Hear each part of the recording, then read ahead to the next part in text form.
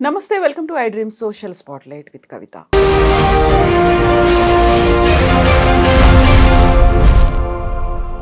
సమూహంలో ఏకాంతం, చుట్టూ మన మనుషులే ఉన్నప్పటికీ ఏదో తెలియని ఒంటరితనం, మానసికంగా మాత్రమే కాదు ప్రాణాలు తీసుకునేంతగా డిప్రెషన్.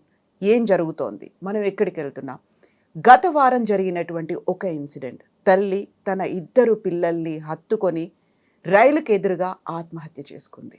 ఒక్కసారి ఉలిక్కి పడేలా చేసింది. ఏం జరుగుతోంది, మనం ఎటు వెళ్తున్నాం? మనతో పాటుగా ఉన్నారు హైకోర్టు అడ్వకేట్ పూజారి నాగేశ్వర్ గారు. హలో అండి, నమస్తే. మనం గతంలో కూడా ఫ్యామిలీ గురించి, లైఫ్ గురించి బోల్డని విషయాలు మాట్లాడుకున్నప్పటికీ అవన్నీ కూడా లైఫ్ని ఎలా ఎంజాయ్ చేయాలి అనేది మనం చూసాము. బట్ ప్రాణాలు తీసుకోవడం అనేది ఈ ప్రపంచంలో, ఆత్మహత్య చేసుకోవడము, ప్రాణాలు వాళ్ళు తీసుకోవడం అనేది కేవలం మనుషులు మాత్రమే. ఇంత విలువైనటువంటి జీవితం, మనల్ని మనం జాగ్రత్తగా చూసుకోవాలి, ఇన్ని మాటలు చెప్పుకున్నప్పటికీ ఒక తల్లి 2 పిల్లలతో కలిసి ఆత్మహత్య చేసుకుంది. ఫస్ట్ ఆ పిక్చర్ చూసినప్పుడు ఏమనిపించింది మీకు అసలు? వాస్తవానికైతే నేను నథింగ్ బట్ చాలాసేపు ఏడ్చాను కూడా నేను దాంట్లో. ఎందుకంటే 2 ఎదిగిన పిల్లలు కదా, చాలా ముద్దుగా ఉన్నారు. ఎందుకంటే వాళ్ళకు ఊహ తెలియనప్పుడు ఏదైనా జరుగుంటే ఓకే, కానీ ఇప్పుడు ఎదిగి ఒక సమాజాన్ని చూస్తున్న ఒక 2 వ్యక్తులు, ఈ భారతదేశానికి ఒక 2 భారత పౌరులు, చాలా ముద్దుగా ఉన్న ఒక 2 యువకులు, యువకులు కదా. అసలు ఆ ఫోటో చాలా డిస్టర్బ్ చేసింది వాస్తవానికి కూడా. అనిపించింది అసలు మనం ఎక్కడ బతికేస్తున్నాం ఈ ప్రపంచంలో అని. చాలా కష్టం అది. మన ఒక్కలమే కదా, చూసిన ప్రతి ఒక్కరు కూడా అదే మాట్లాడుతారు. తల్లి 2 పిల్లలు అలా నడిచి వెళ్తున్నారు. తల్లి వాళ్ళకి ఏదో బుజ్జగించో లేకుంటే ఏదో తనలో ఉన్నది బాధనో ఏదో చెప్పుకుంటోంది. పిల్లలు వింటున్నారు, చేతుల్లో చేతులేసుకొని నడుస్తూనే ఉన్నారు. అంత దూరం నడిచి వెళ్ళిపోయారు. హత్తుకుంది, నేను లేకుంటే మీరు ఉండలేరు, మీరు లేకుండా నేను ఉండలేను. ముగ్గురు పోవాల్సినటువంటి సిచ్యువేషన్స్. నిజంగా అలాంటి పరిస్థితులు లేవు అనేది కుటుంబ సభ్యులు చెప్తున్నారు. ఎక్కడి దాకా ఎందుకు వెళ్తున్నాం మనం? అలాంటి డెసిషన్ ఎందుకు తీసుకుంటున్నాం? ఇక్కడ అతి పెద్ద క్వశ్చన్ ఏంటంటే ఒక 15 years ఉన్న 2, ఒక యువతి ఒక యువకుడు, తల్లి ఏం చెప్పి తీసుకెళ్ళింది అనేది అసలు ఎవ్వరికి అర్థం కాని క్వశ్చన్ అది. ఎందుకంటే చిన్నపిల్లలు అనుకోండి, ఇంటర్, వాళ్ళకి తెలియదు పాపం. అమ్మ ఎక్కడికి తీసుకెళ్తే వెళ్ళిపోతారు, నిలబడతారో తెలియదు, నెక్స్ట్ ఏం జరుగుతుంది అనేది వాళ్ళకి జీవితం మీద అవగాహన ఉండదు. వీళ్ళకు 2 యుక్త వయసులో ఉన్న ఒక యువకులకి సమాజం మీద ఒక అవగాహన ఉంటుంది. ఏది మంచి, ఏది చెడు, ఏది చేయొచ్చు, ఏది చేయొద్దు అనేది ఉంటుంది కదా. వాళ్ళు ఎట్లా ఒప్పుకున్నారు అసలు దీనికి అనేది అసలు నాకు అది ఒక $1000 క్వశ్చన్ అది. అందులో ఎవరో ఒకరు ప్రతిఘటించాలి కదా. ఆడపిల్లనో లేకపోతే అబ్బాయో ఇది జరగదు, ఇది కాదని ఎవరికో ఫోన్ చేయటమో ఏదో ఒకటి చేయాలి కదా. ఫాదర్కి ఫోన్ చేయటమో, గొడవ పెట్టడమో చేయాలి కదా. అంత ఖచ్చితంగా ఏంటంటే, సరే ఆమె పెద్ద వ్యక్తి, సరే అదొక విషయం, కానీ ఇంత ఆ ఎదుగుతున్న పిల్లల్ని ఆమెకి ఎట్లా తీసుకోవాలనిపించింది అని కూడా అర్థం కాలేదు నాకు. అందులో భర్త పిల్లలకి స్వయంగా తండ్రి బర్త్డేని కొన్ని గంటల్లో సెలబ్రేట్ చేసుకోవాలి. అది కూడా ఒకటి ఉంది, బర్త్డే ఉంది, వాళ్ళ మ్యారేజ్ డే ఉంది. అసలు వీళ్ళు ఎట్లా ఒప్పుకున్నారు, ఆమె ఏమని చెప్పి ఒప్పుకుంటుంది, అసలు వీళ్ళందరూ ఏ ఏ ఏ ట్రాన్స్లో తిరుగుతున్నారు అనేది అసలు అర్థం కాలేదు నాకు. ఈ సంఘటన గనక సమాజాన్ని కదిలించకపోతే, దీని నుంచి వ్యక్తులు గుణపాఠం నేర్చుకోకపోతే, దీని నుంచి మనం దీన్ని ఒక పాఠంగా తీసుకొని మన కుటుంబాన్ని సరిదిద్దుకోకపోతే, ఇది మానవాళికి పెనుముప్పు కింద మారే అవకాశం 100% ఉంటుంది. ఆల్రెడీ ఇప్పుడు ఈ ఒక్క సంఘటనే కాదు, మనం వరుసగా ఒక 1 week నుంచి మీరు గమనిస్తే రాష్ట్ర వ్యాప్తంగా తెలంగాణ అండ్ ఆంధ్రప్రదేశ్ రాష్ట్రాలలో విచిత్రమైన ఆత్మహత్యలు జరుగుతున్నాయి. అదేదో ఒక రాష్ట్రానికి భూతం పట్టినట్టు, ఎవడో చేతవాడి చేసినట్టు రకరకాల ఆత్మహత్యలు జరుగుతున్నాయి. అసలు అసలు నాకైతే అసలు ఈ ఆత్మహత్యల పరంపర ఏంది అనేది కూడా అర్థం కావడం లేదు. ఒక తోటి మనిషిని కూడా మనం గమనించలేని స్థితిలో ఉన్నామా, మన చుట్టుపక్కల ఏం జరుగుతుందో గమనించలేకపోతున్నామా అనే స్థితిలో ఓడిపోయినామా. మనిషికున్న జ్ఞానం నశించిపోయిందేమో అనిపిస్తుంది నాకు అప్పుడు. ఆత్మహత్య చేసుకోవాలి, ఒక బలమైన రీజన్, ఒక బలహీనమైనటువంటి క్షణాలు, ఇవన్నీ చెప్పుకోవడానికి వినడానికి బాగానే ఉంటాయి. కానీ నేను, నాతో పాటు నా 2 పిల్లలు, ఒంటరితనం, ఇవన్నీ అనుకున్నప్పుడు వాటిని జయించలేమా మనం అసలు? అదే నేను మాట్లాడేది ఏంటంటే, జనరల్గా మానసికంగా ఆడవాళ్ళు చాలా ధైర్యవంతులు ఉంటారు. మగవాళ్ళ కంటే 100 times ధైర్యం ఉంటారు మానసికంగా. మగవాళ్ళు ఎప్పుడు శారీరకంగా బలంగా ఉంటారు తప్ప మానసికంగా ఎప్పుడు వీకే ఉంటారు. ఎప్పుడైనా మీరు ఎక్కడైనా చూసుకోండి, ఇది 100% సత్యం. ఇది ప్రకృతి ధర్మం ఇది యాక్చువల్లీ. ఎందుకంటే ఏ కష్టం వచ్చినా కూడా తట్టుకొని ధైర్యంగా నిలబడగల శక్తి ఆడవాళ్ళకి ఎక్కువ ఉంటుంది కాకపోతే కంపారిజన్ టు మెన్. ఆడవాళ్ళు ఏడుస్తారు, అదే మగవాళ్ళు ఏడవరు అనేది ఒక మిస్కన్సెప్షన్ కూడా అది ఉంది. అట్లా ఉంటుంది తప్ప వాళ్ళకు ఉన్న త్యాగం కానీ లేకపోతే వాళ్ళు పడే కష్టాలు కానీ వాళ్ళకు ధైర్యం ఎక్కువ ఉంటుంది, మానసికంగా చాలా ధైర్యం ఉంటుంది. ఒక రెండు ఈ బిడ్డల్ని కానీ అదే వాళ్ళ ఎత్తి పెంచి చదివించి అదే చేతులతో ఎట్లా తీసుకెళ్ళిపోయింది అనేది ఇక్కడ మిరాకిల్. అది చాలా అది అసలు నేనైతే అసలు దాన్ని అది జరగకపోయి ఉంటే బాగుండని అయితే నేను 100 సార్లు దేవుని ప్రార్థించిన నాకే తెలుసు. అక్కడ ఎదుగుతున్న పిల్లలు ఆ ఫోటో అసలు మన దురదృష్టానికి ఏంటంటే అసలు ఆ ఫోటో అందరి మనసు నుంచి పోతలేదు. అసలు అది చాలా క్లియర్ గా కనిపిస్తోంది అందులో. వాళ్ళు ఇంత అలా ఆ ధైర్యంగా నడవటం కానీ ఆ స్టైల్ కానీ అసలు ఎంత క్యాజువల్గా ఉంది తెలుసు. ఆ వీడియో కూడా వాళ్ళు ఏదో ఫంక్షన్ పోతున్నారు వాళ్ళు. ఎక్కడ బెరుకు కానీ వాళ్ళ దగ్గర ముచ్చబెట్టుకోవడం వేడుపులు పెడబొబ్బలు ఏం లేవు. ఇప్పుడు ఆ వీడియో ఆ రైల్వే స్టేషన్ తీసిన వీడియోకి వాళ్ళు చచ్చిపోవడానికి మధ్యలో ఒక 1 అవర్ టైం ఉంది అనుకున్నా కూడా వాళ్ళకి ఆ టైంలో తెలిసి ఉండాలి కదా. తెలిసి ఉన్నప్పుడు ఒకవేళ తెలిసి ఉంటే కనుక రైల్వే స్టేషన్కి ఎందుకు పోతున్నావు కనుక తెలిసి ఉంటే కనుక ఆ ఏజ్ పిల్లలకి భయం కానీ ఆందోళన కానీ చికాకు కానీ ఏదో ఒకటి ఉండాలి కదా. వాళ్ళంతా అసలు అది ఇప్పటిదాకా మరి పోలీసు వాళ్ళు ఎందుకు కనిపెట్టలేకపోయారో కానీ అది చాలా. ఇప్పుడు మనకు అందిన సమాచారం ప్రకారం ఫైనాన్షియల్ ఇష్యూస్ ఏం లేవని చెప్తున్నారు. కెరీర్ కూడా స్ట్రాంగ్గా ఉంది. ఎటు చూసినా కూడా ఈ మానసికమైన ప్రాబ్లమ్స్ అనేది కనిపిస్తున్నది. కానీ తెరనక ఏముందనే మనకి ఇప్పటికి తెలియకపోయినా కూడా ఇన్ని సంవత్సరాలు లాక్కొచ్చిన వ్యక్తి ఇప్పుడు పిల్లలు ఎదుగుతున్న టైంలో వాళ్ళు హాస్టల్ నుండి వాళ్ళు ప్రపంచాన్ని చూడాల్సిన టైంలో ప్రాణం తీసుకోవటము వాళ్ళ ప్రాణాలు తీయటం అనేది అయితే అసలు ఇది ముమ్మాటికి సమాజం చేసిన హత్య అనే చెప్తాను నేను. దాంట్లో ప్రతి ఒక్కరం బాధ్యత వహించాల్సిందే, అందరం నాతో సహా. తను ఒంటరితనంతో బాధపడుతోంది అని అనుకున్నప్పుడు ఆ ఒంటరితనానికి సంబంధించి ఎప్పుడో ఒకసారి ఎవరితో ఒకరితో అయినా డిస్కస్ చేస్తూ ఉంటుంది కదా తను, కనీసం పిల్లలతోనో తల్లితోనో. అదే చెప్తున్నా, మన భారతదేశంలో వచ్చిన అతిపెద్ద ప్రాబ్లం ఏంటి అంటే మనం ఏదన్నా సమస్య చెప్పుకోవడానికి పోయినప్పుడు ఎవరితోనైనా సరే వాళ్ళు దాన్ని లైట్ తీసుకుంటారు ఇండియాలో. అట్లా చాలా కేసులు చూసిన. ఎవడో చాలా సందర్భాలలో నేను చచ్చిపోతా అని ఉట్టిగానో బెదిరిస్తాను సరదాకు అంటారు. అది సబ్ కాన్షియస్ మైండ్లో రికార్డ్ అవుతుంది వాళ్ళకి.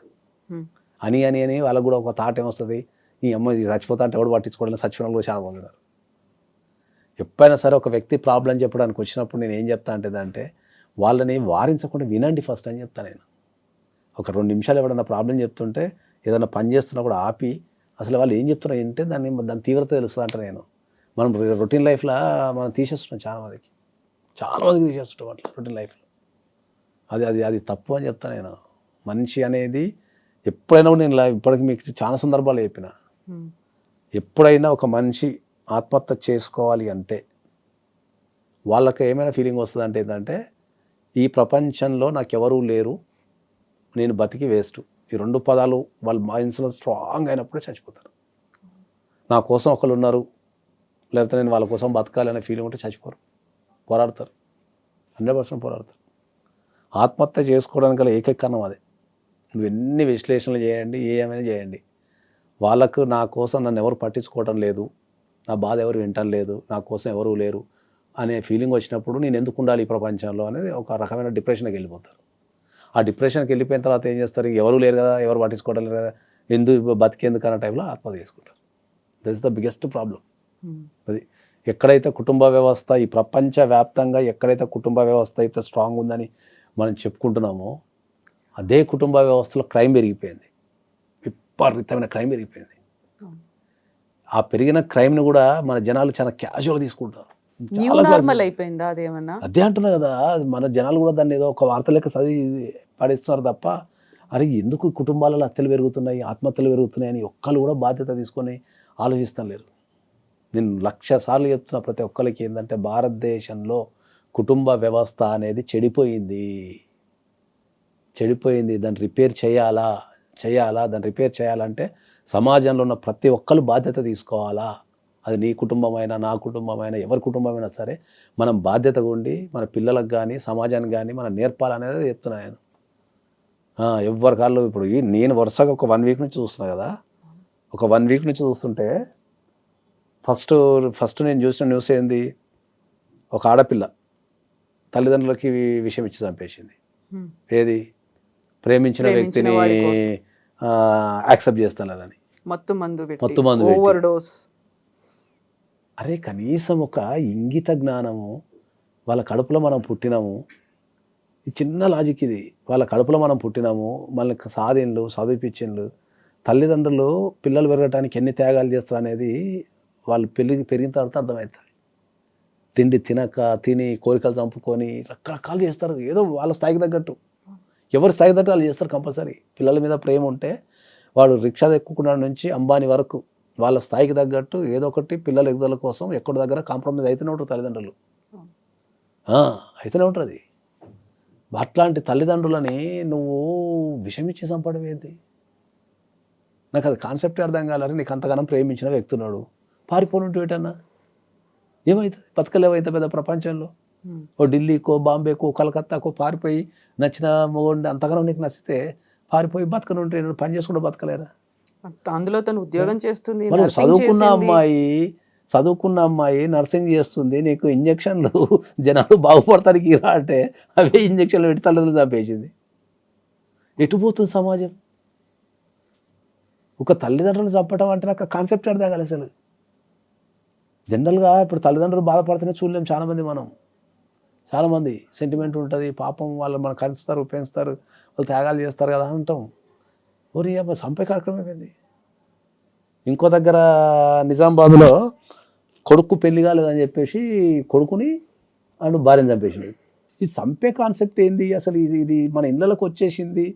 రేపు దాంట్లో ఎవడైనా ఉండొచ్చు అని చెప్తే సమాజం పట్టించుకోవటం లేదు.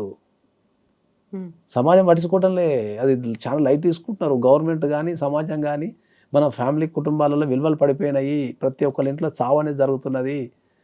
డైరెక్ట్ చంపేసుడే, ఇంకా మళ్ళీ దానికి సమస్య పరిష్కారం లేనట్టు. నిన్న ఒక అమ్మాయి సాఫ్ట్వేర్ ఇంజనీర్, పెళ్లి కాలేదని, పెళ్లి కాలేదు, తల్లి ఒంటరి అయిందని చెప్పేసి చూసుకున్నారంట, సాఫ్ట్వేర్ ఇంజనీర్ అంట. దాని మీద రాస్తే నాకు 50 సొల్యూషన్స్ వచ్చినాయి. నాకు పెళ్లి చేసుకుని దాని మీద రాస్తే 50 సొల్యూషన్స్ వచ్చినాయి నాకు. మంచి ఓల్డేజ్ హోమ్లు ఉన్నాయి హైదరాబాద్లో. 15,000 20,000 కడితే 24 hours డాక్టర్ని పెట్టి 3 పూటలు తిండి పెట్టి వాళ్ళని తెల్లవారులు వాళ్ళకు సేవలు చేసి మంచి ఓల్డేజ్ హోమ్స్ ఉన్నాయి నీకు. దాంట్లో నీకు ఒక పెళ్ళే భారం అయింది అనుకుందాం, తల్లిని తీసుకెళ్ళి సంపాదించిన దాంట్లో ఒక 20,000 1,00,000 రూపాయలు సంపాదిస్తుందంట అమ్మాయి. అంత ప్రేమ ఉంటే తల్లికి ఒక 25,000 పెట్టి మంచి 5 స్టార్ రేంజ్లో ఉన్న ఓల్డేజ్ హోమ్స్ ఉన్నాయి. దాంట్లో పడేసి రోజుకు 3 సార్లు కాల్ చేసుకొని నీ పన్ను చేసుకొని ఓ పెళ్లి చేసుకుంటే ఎంత బాగుంటుంది జీవితం. ఇప్పుడు తల్లి అడ్డంకి, తల్లి వల్ల పెళ్లి కావటం లేదనో, లేకపోతే పెళ్ళి అయితే తల్లిని ఎవరు చూసుకుంటారో అని చెప్పేసి నువ్వు చచ్చిపోతావి. ఇప్పుడు కనీసం 3 పూట్ల ఎవరు తిండి పెట్టాలి? ఇప్పుడు పెట్టాలి. బిడ్డే దూరం అయిపోయింది కదా. ఇప్పుడు భగవంతుడు తీసుకెళ్తే దాన్ని ఎవడేం చేయలేడు. ఓకే, ఇప్పుడు తల్లిదండ్రుల ముంగట పిల్లలు చనిపోతారు, పిల్లల ముంగట తల్లిదండ్రులు చనిపోతారు. అది భగవంతుడు నిర్ణయం చేస్తే దానికి ఎవడేం చేయలేడు. న్యాచురల్గా జరిగేదానికి ఎవడేం చేయలేడు. హార్ట్ అటాక్, యాక్సిడెంట్ అంటే ఏం చేయలేము. మిస్టేక్ జరుగుతుంది కాబట్టి జరుగుతుంది. ఓకే, ఒక మనిషిని చంపాలా అనే ఆలోచనే ఒక మనిషికి వస్తే, తోటి మనిషిని చంపాలనే ఆలోచనే మనిషికి వస్తే దాన్ని ఎవడు మార్చాలా? ఎవడో సాఫ్ట్వేర్ ఇంజనీర్ అంట, రైలు కింద పడి చచ్చిపోయాడు, పెళ్లి కావడం లేదని. ఎవ్రీ డే ఈ దేశంలో ఏదో ఒక దగ్గర నువ్వు కరెక్ట్ న్యూస్ పేపర్ కనుక ఫాలో అయ్యగలిగితే ఎక్కడో ఎవ్రీడే ఒక భార్య ఒక భర్తను, ఒక భర్త ఒక భార్యను చంపుకుంటున్నారు. మధ్యలో పిల్లలు చంపుతున్నారు. ఈ పిల్లల్ని చంపే కాన్సెప్ట్ అయితే అసలు నాకు అర్థమే కావట్లేదు. సమాజం ఎటుపోతున్నది అనేది అసలు ఆలోచిస్తే భయం అవుతున్నది నాకు అప్పుడప్పుడు. ఇటువంటి సమాజంలో ఉన్నా అనిపిస్తుంది నాకు. మెయిన్ లేనప్పుడు మా పిల్లల్ని ఎవరు చూసుకుంటారు, మళ్ళీ అదొక సెంటిమెంట్, ఎమోషన్ అనేది అక్కడ అసలు నాకైతే అసలు సమాజం మీద అయితే నేను ఫ్యామిలీ కౌన్సిలర్ కింద కానీ డైవోర్స్ అడ్వకేట్ కింద నుండి నాకు అసలు అప్పుడప్పుడు అసలు ఏం మాట్లాడడం అర్థం కావట్లేదు. అసలు సమాజం చాలా ఘోరమైన స్థితిలోకి వెళ్ళిపోతుంది. ఫ్యామిలీ వ్యవస్థ అనేది అసలు నేను 100% చెప్తున్నా కానీ ఎవరు నమ్ముతాను లేడు. ఇండియాలో ఏదైతే కుటుంబ వ్యవస్థ స్ట్రాంగ్ అని చెప్పుకుంటున్నామో ఆ వ్యవస్థ మొత్తం పడిపోయి ఇండ్లలో చంపడాలు అనే ఒక కార్యక్రమం పెట్టుకొని తిరుగుతున్నారు. మనం ఈ టాపిక్ మాట్లాడుకుంటున్న సమయంలోనే వచ్చినటువంటి ఒక న్యూస్, రాజస్థాన్లో పెళ్ళైన 3 నెలలకే భర్తని ప్రియుడితో చంపించేసింది ఒక అమ్మాయి. వాకింగ్ అని వెళ్తున్నారు, ప్రియుడు వచ్చాడు, వాళ్ళ కారుతో గుద్ది అదృష్టవంతుడు చంపేశాడు. కనీసం 3 3 నెలలు నెలలు ఉన్నాడా? 3 నెలలు ఉన్నాడు వాడు. ఇప్పుడున్న ట్రెండ్ 3 రోజులకే వేసి వస్తున్నారు. ఆ, ఇక Last time 3 మనం నెలలు మేఘాలయ బతికినాడు చూసాం. అదృష్టవంతుడు. అసలే ఒక వైపు నుంచి పెళ్ళిళ్ళు కావటం లేవు. ఆ, యువత పెళ్ళంటే భయపడి పారిపోతుంది అని యువతనంతా పెళ్లి వైపు మార్చాలనుకుంటుంటే ఇంక ఇటువంటి సంఘటనలు జరిగితే అసలు ఇక జనాలు పెళ్ళిళ్ళు చేసుకుని ఇండియాలో ఇంకా క్రైమ్ పెరిగిపోయింది.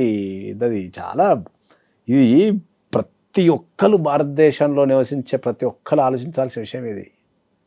మనిషి కుటుంబంలో క్రైమ్ పెరిగిపోయింది. అప్పులు ఎక్కువైపోతే సావటం లేదా చంపటం. వాడు చావాలా లేకపోతే ఇంట్లో చంపాలా లేకపోతే ఏదో చేయాలా. ఇది okay. Girl friend boy friend ఉంటే సావాలా చంపాలా, రెండు. ఏంది ఇప్పుడు ఎక్కడనో ప్రియుడు బ్లాక్ చేసినా చేసేసిందంట న్యూస్. సోషల్ మీడియాలో బ్లాక్ చేసిందని వాడిని చేసిందంట. బ్లాక్ చేస్తే చేసేది నాకు కాన్సెప్ట్ అర్థం కాలేదు నాకు అసలు. నేను నిన్నటిదాకా పెద్ద మేధాని అనుకున్నా కానీ ఇవన్నీ చూస్తుంటే అసలు నాకేం అర్థం కావడం లేదు. అసలు బ్లాక్ అయిపోతున్నది. బ్లాక్ చేస్తే అన్ని వేసేసి ఇప్పుడు అన్ని వేసేసి ఏడు నువ్వు జైల్లోనే ఉంటుంది. కానీ నువ్వు ఏ చదువులేదు దానికి. అరే జీవితం పెళ్లి చేసుకోవచ్చు చంపేసుడు రకరకాల. అప్పుడు ఎవరు చంపడంలో కూడా క్రియేటివిటీ చూపిస్తున్నారు. ఎవరి స్థాయికి తగ్గట్టు వాళ్ళకు. అదే చెప్తున్నా కదా, మనిషి బలహీనుడు అయిపోయాడు. That's what I'm telling. మనిషి ఎప్పుడైతే మనం సమాజంతో కనెక్షన్లు ఉంటామో సమాజం మీద బాధ్యత, మనకు భయం రెండూ ఉంటాయి. ఎప్పుడైతే సమాజం పట్టించుకోవడం లేదు, నన్ను ఈ సమాజం పట్టించుకోవడం లేదు అన్నప్పుడే ఓహో నేను ఏమైనా చేయొచ్చు అనే ఫీలింగ్ వస్తుంది. ఇప్పుడు సమాజం మీద నేను అదే చెప్తున్నా కదా నీకు, నీకు ఒక 1000 మంది ఫ్రెండ్స్ ఉన్నారు, నీ మొత్తం నీ బలగం ఒక 1000 మంది ఉన్నారు అనుకో, నువ్వు ఒక క్రైమ్ చేయాలంటే ఆలోచిస్తావు, 1000 మంది గురించి ఆలోచిస్తావు. బామ్మ ఇప్పుడు ఏదైనా చేస్తే ఈ 1000 మంది ఏమనుకుంటున్నా గురించి అని ఆ భయానికి నీకు ఏమైనా ఆలోచించినా చంపేస్తావు. నీకు ఎవడు తెలియదు అనుకో, నాకు ఎవడు తెలియదు, ఎవడేమనుకుంటా నాకేంది, నాకు రిలేషన్ లేదు ఎవరితో, నాకు ఎవరు లేరు, ఎవడనుకుంటా నాకేంది అనే కాన్సెప్ట్లో తిరుగుతున్నారు వీళ్ళంతా. బేసికల్గా ఒంటరి కాదు, ఒంటరితనంతో బాధపడుతున్నారు ప్రతి ఒక్కరు. అది అట్లా ఒంటరితనంతో బాధపడేటోళ్ళు నాకు తెలిసి 50% ఉంటారు. అందరు పైకి నటిస్తున్నారు అంతే, అందరు నటిస్తున్నారు. ఈ ప్రపంచం మొత్తం నటన అనే ఒక దాంట్లో తిరుగుతున్నారు తప్ప మనసు, అదే చెప్పిన కొన్ని 100 సార్లు, మనము మనసు విప్పి చెప్పుకోవడానికి ఒక విషయాన్ని, మనం ఎదుటి వ్యక్తితో ఏదన్నా మనసు విప్పి చెప్పుకోవడానికి కూడా మనుషులు లేరు. ఒకవేళ ఎక్కడన్నా మనసు విప్పి చెప్పుకుందామన్నా వాళ్ళు ఏమనుకుంటారో, నన్ను ఎగతాళి చేస్తారో, నన్ను బలహీనుడు అనుకుంటారో అని చెప్పేసి ఆ ఫీలింగ్స్ అన్నీ వీళ్ళు చంపేసుకుంటున్నారు. ప్రశాంతంగా నవ్వటం పోయింది, ప్రశాంతంగా ఏడవటం పోయింది, ప్రశాంతంగా మాట్లాడుకోవడం పోయింది, ఒక మనిషి కోసం నిలబడటం పోయింది, త్యాగాలు చేయటాలు పోయినాయి. ఏమైనా తాత్కాలికమైన విషయాల మీద వీళ్ళు శ్రద్ధ పెడుతున్నారు తప్ప లాంగ్ జర్నీ మీద ఎవరు శ్రద్ధ పెడతాం లేరు. ఎవరికైనా సరే ఒక వ్యక్తికి చంపాలి అని అనిపించినప్పుడు నెక్స్ట్ ఏమవుతుంది అని ఆలోచిస్తే చంపే ఆలోచన ఎక్కడి నుంచి వస్తుంది? చంపితే ఏడుంటాడు? లైఫ్ లాంగ్ జైలు ఉంటాడు. మరి లైఫ్ లాంగ్ జైలు ఉండడానికి చంపడం ఎందుకు కదా? దానికి ఈ చిన్న లాజిక్ కూడా మిస్ అయిపోతున్నారు జనాలు, తప్పించుకోలేరు. ఇప్పుడున్న టెక్నాలజీకి క్రైమ్ చేస్తుంటేనే దొరుకుతారు. మనం పట్టించాల్సిన ఇంతకుముందు అన్న టెక్నాలజీ లేనప్పుడు ఒక సాక్ష్యం దొరకాలన్నా, ఒక ఇంకేదైనా దొరకాలన్నా చాలా కష్టం ఉంటుండే. ఇప్పుడున్న టెక్నాలజీకి నువ్వు ఎంత చిన్న తప్పు చేసినా కూడా నువ్వు ఇంకా ఏ టెక్నాలజీతో అయితే ఇంకా ఘోరం. మొన్న ఎవరు రైల్వే స్టేషన్లో ఇద్దరు దొంగలు పట్టించింది తెలుసా? ఏ టెక్నాలజీ? ఆ ఏరియాలో తిరిగే నేరస్తుల మొత్తం మన ఏపీలో ఎక్కడో జరిగింది అది రీసెంట్గా. డేటా మొత్తం దానికి రోబోట్కి ఎక్కించి దాన్ని రైల్వే స్టేషన్లో చెప్తున్నారంట. అది మొత్తం తిరిగి అందరి చూస్తుందంట. దీంట్లో ఉన్న డేటాతోనే 2 కళ్ళు గమనించి వాళ్ళిద్దరిని ఇమీడియట్లీ లోకల్ పోలీస్ స్టేషన్కి కంప్లైంట్ ఇచ్చేసిందంట. రైలు వచ్చి పట్టుకున్నారు. ఇంతకుముందు నన్ను ఎవడో చూస్తే కష్టంగా తగ్గేటోడు ఇప్పుడు యంత్రాలే పట్టించేస్తున్నాయి ఎక్కడికి. యంత్రాలు పట్టించేస్తాయి. ఇప్పుడు నేరస్తుల డేటా మొత్తం ఇప్పుడు మీకు యుఎస్లో నేరస్తుల డేటా మొత్తం ఏఐ చేసేసింది. ఎప్పుడైనా నువ్వు కార్ డ్రైవింగ్ చేసుకుంటూ పోతుంటా కూడా ఆ ఏఐ కెమెరా ఇట్లా చూసి ఆ డేటాను అనలైజ్ చేస్తుంది సెకండ్లలో. చేసి నీకు ఏమైనా క్రైమ్ ఉందో అనుకో ఆ నెక్స్ట్ స్టేషన్కి చెప్పేస్తున్నారు వాళ్ళు, అక్కడ ఆపేస్తారు. యూఏలో కూడా అట్నే ఉంది, యూకేలో అట్నే ఉంది. ఈజీగా పట్టేసుకుంటున్నారు మనుషులు. ఇంతకుముందు ఒక పట్టుకోవాలంటే ఎక్కడికో పోయి పట్టుకోవాలి, కూర్చున్న దగ్గర నుంచి యంత్రాలే పట్టించేస్తున్నాయి, వీడు పలానా దొంగ వీడు పలానా దొంగ అని చెప్పేసి. True true. ఇప్పుడు బేసికల్గా ప్రాబ్లం మనతో ఉందా, మన చుట్టుపక్కల ఉన్న వాళ్ళతో ఉందా? ఒంటరితనం అనేది వాళ్ళది వాళ్ళకే వస్తుందా, మనం వాళ్ళని అందులోకి నెట్టుతున్నామంటారా? మనిషి అనేది ఏంటంటే తన రూపాన్ని మార్చుకుంటున్నాడు. ఇప్పుడు కోతి నుంచి కనుక మనిషి పుట్టి ఇప్పుడు ఎట్లా తయారైనామో ఇప్పుడు ఇక్కడ నుంచి మళ్ళీ మనం కోతి రూపానికి వెళ్ళిపోతాం ఫ్యూచర్లో ఇంకా 100%. ఎందుకంటే ఎన్ని సందర్భాలు చెప్పిన ఏంటంటే మనిషి అనే వ్యక్తి సంఘజీవి.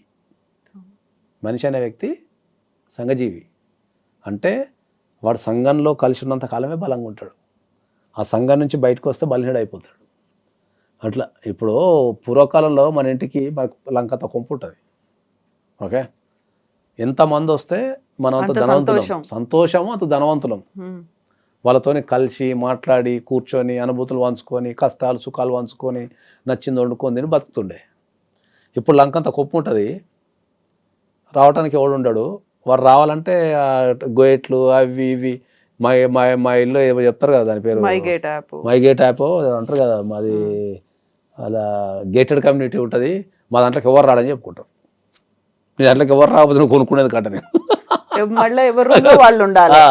మాది గేటెడ్ కమ్యూనిటీ ఉంటుంది, మా దాంట్లో ఎవరు రాదని చెప్తారు. మరి అమ్మ మరి దానికి నువ్వు కొనుక్కునేది, దానికి ఎవరు రాకపోతే నువ్వు దానికి కష్టం. అది చాలా కష్టం. ఎందుకంటే నేను ఒక విషయం చెప్తా ఎప్పుడు అంటే, నన్ను చాలామంది ఎక్కువ క్వశ్చన్ అడిగినాను, మీ హోమ్ టూర్ చేస్తాం సార్ అని అడుగుతున్నాను సీరియస్గా. అందరు చేస్తున్నారు కదా సార్, మీరు కూడా సెలబ్రిటీ కదా, లేకపోతే మీరు టాప్ మోస్ట్ అడ్వకేట్ కదా, మీ హోమ్ టూర్ చేస్తాం సార్ అని అడుగుతారు. నేను మా హోమ్ టూర్ చూస్తే గుండె చచ్చిపోతారు అని చెప్తాను నేను. ఎందుకట్లా లావిష్గా అట్లా ఉండదు, రిచ్నెస్ 750 SFT మా ఇల్లు మొత్తం. మా ఇంట్లో ఎక్కడ కూడా ఇంట్లో అందరూ కనిపిస్తారు మాకు. మేము కిచెన్లో ఉన్న ఇంట్లో అందరూ కనిపిస్తారు, ఎక్కడున్నా ఇంట్లో అందరూ కనిపిస్తారు మాకు. మేము నలుగురు ఉంటాం, అందరూ కనిపిస్తారు కళ్ళం కంటే. ఏం చూస్తున్నావు గుర్తుపడతా ఉంటేనే. నాకు ఒక 20 కోట్లు పెట్టి ఒక విల్లాని గంట చేయడం వరగలుగుతా. ఎందుకు తీసుకో? నాకు న్యూయార్క్లో ఆఫీస్ ఉంది, లండన్లో ఆఫీస్ ఉంది, దుబాయ్లో ఆఫీస్ ఉంది, ఇండియాలో 5 floors ఆఫీస్ ఉంది. నా ఆఫీసు 12,000 SFT ఉంటుంది. అంతున్నప్పుడు 750 SFT ఎందుకు ఇల్లు మరి? అరే నాకు కళ్ళ మాట కనిపించాలి అందరూ. ఎవరి రూమ్లో పోయి వాళ్ళు ఏం చేస్తున్నారో తెలియక రూమ్లో వేసుకొని పండుకుంటే నీకు ఫ్యామిలీ బాండింగ్ ఎక్కడ ఏర్పడుతుంది? ఇంకా ఎదురు ఒక మనిషి తిరుగుతుండాలా, ఎదురుగా మాట్లాడుతుంటే కమ్యూనికేషన్ జరుగుతుంటుంది. 2 బెడ్రూమ్లు, ఒక హాల్, ఒక కిచెన్, అంతే మాది. సొంత ఇల్లే. కళ్ళమటన కనిపించాలి నాకు. నేను తెల్లారులు వేస్తే యూఎస్ పోతా, యూకే పోతా, దుబాయ్ పోతా, ఎక్కడైనా ప్రపంచం మా పిల్లల్ని వేసుకొని తిరగలుగుతా ఎవ్రీ మంత్. కానీ ఇల్లు అంతే ఉన్నది. నాకు అనిపిస్తుంది ఏం చేస్తా అంత పెద్ద ఇల్లు తీసుకొని నేను ఏం చేస్తా అంత లంకంత కొంప తీసుకుంటే ఎవరు లేనప్పుడు మనిషికో టీవీ పెట్టుకొని ఏడబడతాడ కూర్చొని ఎవరి రూమ్లలో వాళ్ళు గడిపితే ఎట్లుంటుంది అనే కాన్సెప్ట్. మన స్టేటస్ పెరిగిన కొద్దీ చాలా రిచ్నెస్ అనేది కనిపించాలి, ఎలిగెంట్ గా ఉండాలి. రిచ్నెస్ అనేది మనం చేసే పనులలో కనిపించాలి తప్ప నువ్వు ఇంటితో రూపంలోనో కార్ రూపంలోనో చూపిస్తే వేస్ట్ అని చెప్తాను నేను. నీకు ఎంత రిచ్నెస్ ఉన్నా, మీకు రీసెంట్గా జరిగిన ఒక సంఘటన ఉంది కదా బెంగళూరులో, ఒక టాప్ మోస్ట్ బిజినెస్ మ్యాన్. అవును, ఈడీ రైడ్స్ అవుతున్నాయి, సూసైడ్ చేసుకొని చనిపోయింది ఆయన. 12 రోల్స్ రాయిస్ ఉన్నాయంట. ఈ ప్రపంచంలో ఎవరి దగ్గర లేవట 12 రోల్స్ రాయిస్ ఆయన దగ్గర ఉన్నాయి. అంత హై ఎండ్ కార్లు 12 రోల్స్ రాయిల్స్ కార్లు, హై ఎండ్ కార్లు పెట్టుకొని ఇన్కమ్ ట్యాక్స్ రైడ్ చేస్తే పోయి గన్ను పెట్టుకొని కలిసి చచ్చిపోయాడు. రిచ్నెస్ అనేది మనం చూపెట్టే ఈ బిల్డింగ్లలో ఉండదు. రిచ్నెస్ అనేది ఎప్పుడు కూడా ఇక్కడ ఉండాలి. ఒక వ్యక్తిని కాపాడుకోగలగాల, ఒక వ్యక్తి కోసం నిలబడగలగాల, మనల్ని చూడంగానే ఒక వ్యక్తికి పాజిటివ్నెస్ రావాలా, ఒక ధైర్యం రావాలా, ఆనందం రావాలా. అరే మన కోసం ఒకడు ఉన్నాడు కదా అని ఫీలింగ్ వస్తే ఎవడు చచ్చిపోడు, చచ్చిపోడు. ఎవరికైతే నాకు ఎవరు లేరు అన్న ఫీలింగ్లోనే వాడు చంపడం కానీ చచ్చిపోవడం కానీ చేస్తాడు. ఇది వ్యవస్థకు నేర్పించాలని చెప్తున్నాను. ఎవరు నేర్పాలి దాన్ని? చూడండి, ఇప్పుడు ఏదన్నా మంచి చెప్పుదామని చూస్తే, ఫస్ట్ ఏదన్నా మంచి చెప్పుదామని చూస్తే జనాలు తీసుకోవడం లేదు. జనాలు తీసుకోవడం లే. మీరెవరు అంటారా, మాకంతా తెలుసు అనుకుంటారా? మీరెవరు నాకంతా తెలుసు అనటం కంటే ఏంటంటే వీళ్ళు ఒక నెగిటివిటీకి అలవాటు పడిపోయారు. ఎప్పుడో ఒక మంచి విషయం టైటిల్ పెడతారు, చూడాడు ఎవడు, అవును, చూడడు. నిజమే. నువ్వు ఆదర్శ కుటుంబం టైటిల్ పెట్టి మంచి విషయం చెప్పాడు చూడడు. బూతులు ఎన్ని ఉంటాయి. లేచిపోయిన తెల్లవాళ్ళు చూస్తారు దాన్ని, అమ్మాయితో ఎట్లా లేచిపోయిందని చూస్తారు. క్యూరియాసిటీ అందులో ఉంటుంది కదా. అసలు మనం ఎన్ని బూతులు మాట్లాడాము, ఎంత అన్పార్లమెంటరీ లాంగ్వేజ్ అందులో ఉంది, మన బిహేవియర్ ఎంత పిల్లలకు కూడా అదే derogatory గా ఉంది. నేర్పిస్తున్నారు. నేను అదే నా బాధ ఏంటంటే పిల్లలకు కూడా అదే నేర్పిస్తున్నారు. Exactly. పిల్లలకు కూడా అదే నేర్పిస్తున్నారు. ఇప్పుడు నిన్న అది మన ఆడియో ఫంక్షన్లో నాకు ఎంత బాధ అనిపించింది తెలుసా. మనం పిల్లలకు ధైర్యాన్ని ఇవ్వాలా, వాళ్ళకి ఎదుగుదల నేర్పాలా, పోరాటం నేర్పాలా, ఓ మంచితనాన్ని నేర్పాలా. ఇవి కదా నేర్పాల్సింది.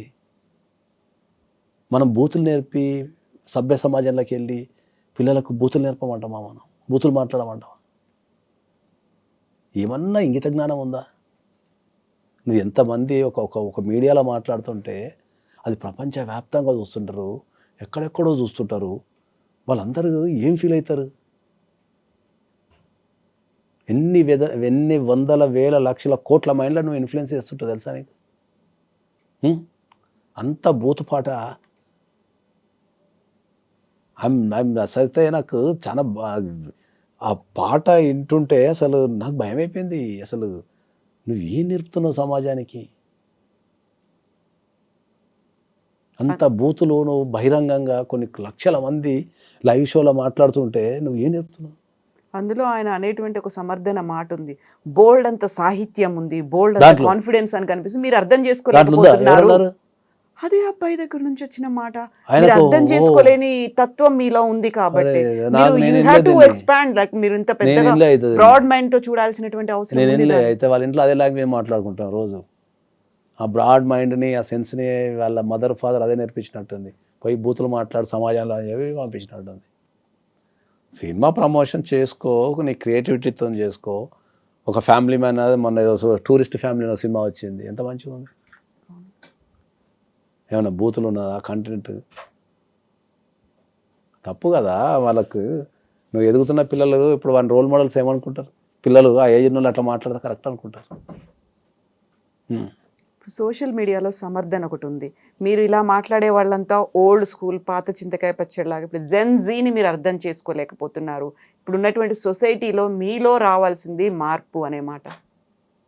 ఇది ఏమో నాకు తెలిసిన, మరి నేను జనరల్గా అయితే మా ఇంట్లో కూడా 2 జంజీలు ఉన్నారు. మరి నేనైతే ఏం నేర్పలేదు. వాళ్ళు ప్రశాంతంగానే ఉన్నారు, మరి మంచిగానే ఉన్నారు, మంచిగా మాట్లాడతారు, అందరికి రెస్పెక్ట్ ఇస్తారు. నేనైతే అదే నేర్పిన మా 2 పిల్లలకి. పైసలు ఉన్నా లేకపోయినా వ్యక్తిని కాపాడుకోవాలా, మంచిగా ఉండాలా, మంచిగా మాట్లాడాలా, నెగిటివ్ మాట్లాడద్దు. ఇవే నేర్పుతాను ఎప్పుడు. తారతమ్యాలు పెట్టకండి ఎవరిది. ఉన్నది ఒకటే జీవితం, పుట్టవై పుట్టము, సాధ్యమైనంత వరకు సంపాదించేసుకోండి మనుషుల్ని, పైసలు వదిలిపెట్టేసానే చెప్తాను నేను. ఇప్పుడు నాకున్న స్టేటస్కి నేను మస్తు లగ్జరీ పెంచగలుగుతాను నేను. ఏం లగ్జరీ లేదు ఇంట్లో 2 పిల్లలకి.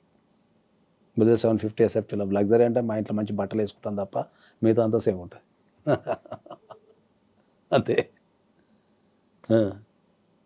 అరే ఇప్పుడు ఎవరన్నా ఎక్కడికన్నా పోతే నేను ఎప్పుడైనా చెప్తాను, నాకు చాలా భయం ఉంటుంది. ఏం భయం ఉంటుంది అంటే ఏంటంటే, ఎవరైనా సరే మన ప్రవర్తనను బట్టి మన తల్లిదండ్రులు ఎవరు డిసైడ్ చేస్తారు. ఆ తర్వాత టీచర్ల గురించి వస్తుంది. ఫస్ట్ తల్లిదండ్రులే అనేది ఏమన్నా మాట అంటే. ఇప్పుడు మా పిల్లలు ఏమన్నా తప్పు చేస్తే నేను ఈ ప్రపంచానికి తెలిసినా తెలియకపోయినా ఎవరైనా కొట్టే డిఫాల్ట్ డైలాగ్ ఏముంటుంది అంటే, మీ అమ్మ నాన్నకి ఇదే నేర్పారా అంటారు. పెంపకం ఇట్లనే ఉందా అంటారు. Simple logic. అక్కడ పిల్లలు ఫెయిల్యూర్ అయినట్టు కాదు, తల్లిదండ్రులు ఫెయిల్యూర్ అయినట్టు. అది ఎవరు నేర్పాలా? కల్చర్ని ఎవరు నేర్పాలా, సమాజానికి ఎవరు నేర్పాలనే పాయింట్ మీద ఉన్నాం, కానీ ఎవరు పడుచుకోవటంలే. మనం చెప్తున్నాం, ఎవడు వింటలేడు అసలు మార్కెట్లో. ఇట్లా ఇప్పుడు మీరు చెప్పినది ఏదైతే ఉందో, ఇప్పుడు నా పర్సనల్ ఇన్స్టాగ్రామ్లో నాకు అదే ఎదురవుతుంది. నా పర్సనల్ ఇన్స్టాగ్రామ్లో నేను సమాజానికి పనికొచ్చే విషయాలు చెప్తా. ఓకే, ఇప్పుడు సమాజానికి పనికొచ్చే విషయాలలో 25 సంవత్సరాలకు పెళ్లి చేసుకోరా అని చెప్తాను నేను. దానికి పెడతారు కామెంట్లు మనోళ్ళు. ఒక్కొక్కడు ఒకడు ఎవడో నిన్న పెడుతున్నాడు, జీవితాన్ని నీకు నేర్పిస్తాను నేను అని పెడతాడు. లోకం చదివి ఉన్నట్టుగా అదే అన్నట్టు. మనకి ప్రొఫైల్ ఫోటో ఉండదు, పిక్ ఉండదు, దొంగతనం తిరుగుతుంటాడు. నీకేం తెలుసు, జాబ్ ఉంటే అది ఉంటుందా, పైసలు లేకపోతే ఇది ఉంటుందా, ఎవరికి పిచ్చి పట్టినట్టు పెడతారు కామెంట్. సమాజానికి ఒక పోకడు ఉంటుంది, దాని ప్రకారం పోవాలా. నువ్వు 25 సంవత్సరాలకు పెళ్లి చేసుకోకపోతే పీకనికి ఏముంటుంది, ఏజ్ అయిపోయిన తర్వాత 35 చేసుకుంటే ఏముంటుంది, ఏముండదు. 35 చేసుకుంటే నీ కొడుకో నీ బిడ్డ పుట్టారకు వాళ్ళ ఏజ్కి వచ్చారకు నువ్వు 60 ఉంటావు. ఏం చెప్తావు వాళ్ళకు, నువ్వే ముసలివే కాళ్ళకు పడితే అది తీసుకొని నిన్ను హాస్పిటల్ వేసేస్తారు. ఆ పాట పాడాడు చాలా ఆవేశంగా, చాలా కాన్ఫిడెంట్గా, చాలా ధైర్యంగా ముందుకొచ్చి పాడాడు అని అనుకుంటున్నాను. ఒక్క పాటతోని నేను చెప్తున్నా కదా, ఆ ఒక్క పాటతోని నథింగ్ బట్ ఆయన కెరీర్ని నాశనం చేసుకుంటే. అది ఎంత గలీజ్ పాట, అది ఎంత. సినిమా అనేది ఒక క్రియేటివిటీ, నువ్వు చెప్పే విధానంలో చెప్పు వింటారు. ఒక స్థాయి బూతులు మాట్లాడదామని అనం, the way of expression should be ఉంటుంది కదా అని చెప్తాం మనం. అదే రాసిన వాళ్ళు ఎవరో తెలియదు, మరి ఆ స్టేజ్ మీద పాడచ్చా లేదా, ఎవడు వాడు ఏది ఇచ్చాడో తెలియదు. మళ్ళీ ఆ ఏజ్ ఏంది, ఆ పాడే పాట ఏంది, మళ్ళీ దానికి ఏదో బెదిరింపులు. అయినా నేను సారీ చెప్పను. వాడు ఎవడైతే ఏదన్నా విమర్శ వచ్చినప్పుడు వాడు క్షమించమని అడగడానికి సిద్ధంగా ఉంటాడో వాని ఎదుగుదల ఒక రేంజ్లో ఉంటుంది. ఇప్పుడు రామ్ చరణ్ ఉన్నాడు, లేకపోతే అల్లు అర్జున్ ఉన్నాడు, పెద్ద ఫ్యామిలీస్ ఉన్నాయి అనుకుందాం హీరోలలో. వాళ్ళు రాయాలంటే అట్లా బూతు పాటలు రాయలేరా, బూతులు మాట్లాడలేరా స్టేజ్ మీద? తప్పది, అది సమాజానికి చాలా రాంగ్ మెసేజ్, చాలా తప్పది ఆ ఏజ్లో వల్ల. ఆయనైతే నేను సారీ చెప్పను అంటున్నాడు. కనీసం పేరెంట్స్ అయినా మాట్లాడాల్సినటువంటి అవసరం ఉంది. మనతో బయటికి వీడియోలో లేకుంటే పబ్లిక్గా మాట్లాడకపోయినప్పటికీ వాళ్ళ పిల్లలతో అయినా వాళ్ళ కొడుకుతో అయినా 100% దానికి పేరెంట్స్ బాధ్యత వహిస్తే కనీసం వాళ్ళకున్న గౌరవం నిలబడుతుంది. నేను ఆ పొజిషన్లో 100% సమాజానికి 100% క్షమాపణ చెప్తాను. సరిదిద్దుకుంటా, క్షమించడానికి 100% చెప్తా. తప్పు అనేది జరుగుతుంది, తప్పు జరగదని నేను అంటలే. తప్పు అనేది మంచి చేయాలా, దాని నుంచి రియలైజ్ కావాలి, ఇంకా మరింత జాగ్రత్తగా ఉంటాడు. అట్లా ఇప్పుడు ఆ ఏజ్లో తెలవకపోవచ్చు, తెలవనప్పుడు ఎవరు సరిదిద్దాలి దాన్ని? పేరెంట్స్ సరిదిద్దాలి. నేనైతే ఆ ప్లేస్లో ఉంటే నేను బాగా చెప్తా, సమాజానికి కానీ ఎవరైతే ఇబ్బంది పడ్డారో అందరికి క్షమాపణ చెప్తాను. వీళ్ళు పేరెంట్స్కి తెలిసి చేస్తున్నారా తెలవక చేస్తున్నారా అనేది వాళ్ళ కుటుంబం మీద ఆధారపడి ఉంటుంది. కానీ డెఫినెట్లీ అయితే దానికి క్షమాపణ చెప్పాల్సింది, దానికి వేరే ఆప్షన్ లేదు. ఎవరో అనామకంగా ఉన్న వాళ్ళో, ఏదో ఊరు పేరు తెలియని వాళ్ళో కాదు. ఆ జరిగింది, ఆ కుటుంబం తెలుసు, వాళ్ళ ఫాదర్ ఎవరో తెలుసు, అన్నీ తెలిసిన తర్వాత కూడా అంత ధైర్యంగా ఎలా పాడాడు, దాన్ని ఎలా సమర్థించుకుంటున్నాడు, ఇప్పటికి కూడా డిఫెండ్ చేసుకోవడం అనేది అదే 100% తప్పది. అదే చెప్తున్నాను, 100% తప్పది. దాన్ని సరిదిద్దాల్సిన బాధ్యత వాళ్ళ పేరెంట్స్కి 100% ఉంటుంది. వాళ్ళు దాన్ని సరిదిద్దగలగాల. ఆయనని one of the top most స్టార్ని చేయగల ప్రవర్తన ద్వారానే మనం టాప్ మోస్ట్ స్టార్ అవుతాం తప్ప తెర మీద ఏదో చేయడం ద్వారా ఎప్పుడు కాము.